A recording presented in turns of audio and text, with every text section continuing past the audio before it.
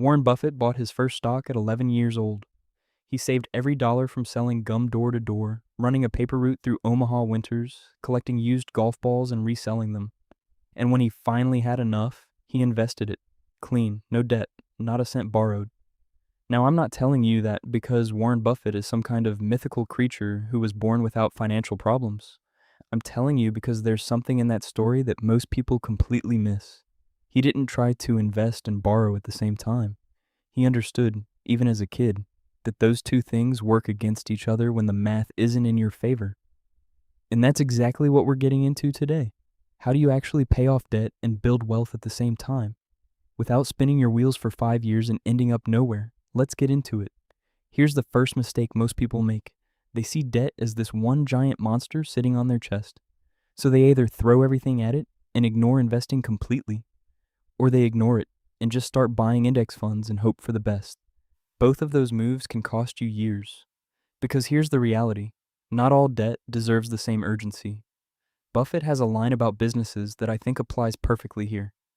He says he'd rather own a wonderful company at a fair price than a fair company at a wonderful price. The point being, quality matters more than the surface number. Same thing with debt. The rate is everything. Think of it in 3 buckets. Bucket 1, the house fire. Credit cards at 20 to 24%. Payday loans, store financing with deferred interest traps. This is not a slow leak. This is a fire. Your only job when your house is on fire is to put it out. You don't redecorate while the kitchen is burning. Bucket 2, the gray area. Student loans around 5 to 7%, some auto loans. These require actual math, not panic, not avoidance. We'll come back to this. Bucket 3, the working debt. A fixed mortgage at 3 or 4%, debt that costs less than what your money can reasonably earn elsewhere. This isn't your enemy. You don't need to sprint to kill it. The reason this matters, when people ask, should I pay off debt or invest?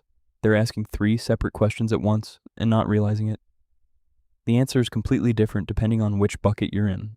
Let me give you a number, a real one.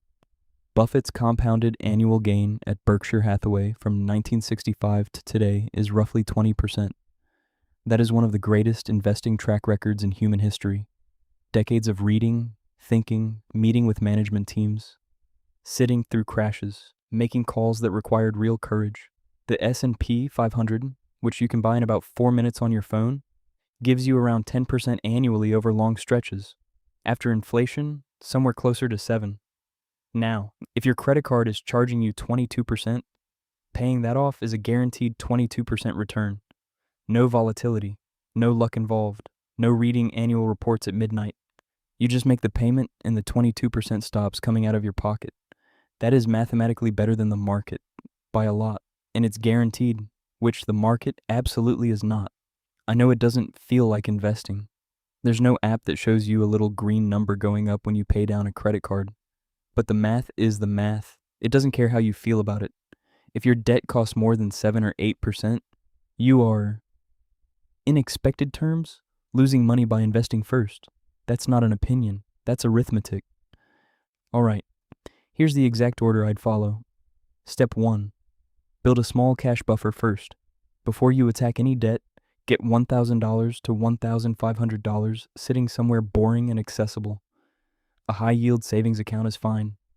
This isn't an investment, it's a firebreak. One unexpected expense, a car repair, a medical bill, a busted water heater. And without this, you go right back to the credit card. The buffer protects the whole plan. Step 2, capture your employer match. All of it. If your job offers a 401k match, say 3% of your salary, contribute at least at 3%. This is the only exception to pay debt first.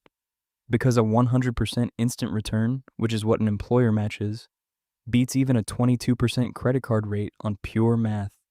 Buffett talks constantly about never leaving money on the table. This is the most literal version of that advice available to a regular person. Use it. Step 3. Destroy the high-interest debt. Everything in bucket 1, above 7 or 8%, gets paid off as aggressively as your income allows. Minimum payments on everything else. Maximum firepower on the highest rate. Snowball or avalanche. Pick one, stay with it. The best method is the one you'll actually execute for 18 months without quitting. And during this phase, outside of that employer match, you stop investing. That stings. The market might run while you're stuck paying off debt. Fine. Missing a potential gain is not the same thing as a loss. Keep your eyes on what you can control. Step 4. Build the real emergency fund.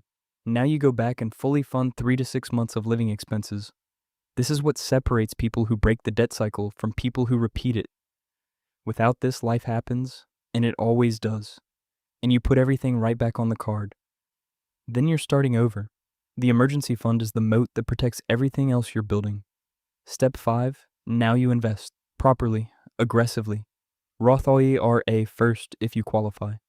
$7,000 a year in 2024.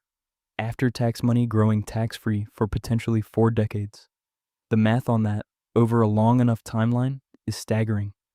After the Roth, go back to the 401k beyond the employer match. Push it toward the annual limit if you can, then taxable brokerage after that. And keep it simple. Low-cost index funds, total market. S&P 500. Expense ratio under 0.1%. Buffett has said publicly and repeatedly that for most people, a low-cost S&P 500 index fund held for a long time is the right answer. He's so confident in it, he's instructed the trustee of his wife's inheritance to put 90% of it there. When the greatest stock picker alive tells you to just buy the index, maybe listen. Step 6. The middle bucket debt. For loans sitting between 5 and 7%, the honest answer is it's genuinely close either way. Expected investment returns are slightly higher, but expected isn't certain, and Buffett has built his entire reputation on preferring certainty over hope. If the debt bothers you, pay it faster. If the numbers matter more to you than the feeling, invest the difference. Both are defensible. Pick the one you'll actually stick to. Here's the thing I see constantly. People understand compound interest. They've watched the videos, they've seen the charts, but they're simultaneously carrying $8,000 in credit card debt at 22% and putting $200 a month into an investment account. And they feel productive because the investment account has a ticker going up. Meanwhile, the debt is eating them faster than the investment is growing. They're running on a treadmill, moving hard, getting nowhere. Buffett talks about the first rule of compounding: don't interrupt it unnecessarily. Expensive debt is the most common and most damaging interruption most people will ever face.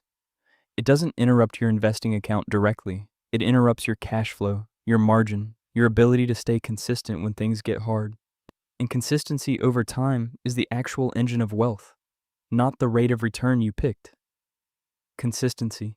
The people who end up financially independent in their 40s and 50s aren't usually the ones who found the best stocks. They're the ones who cleaned up their foundation early, got boring and systematic about investing, and just didn't stop. So one more time, the order: small cash buffer, grab the employer match, kill everything above 7 or 8%, build the real emergency fund, then invest fully and simply. Then decide on the middle rate stuff based on your math and your sleep quality. That's it. Not complicated.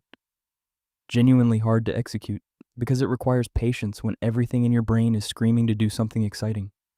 But Buffett sat in Omaha for 60 years, doing things that looked boring from the outside.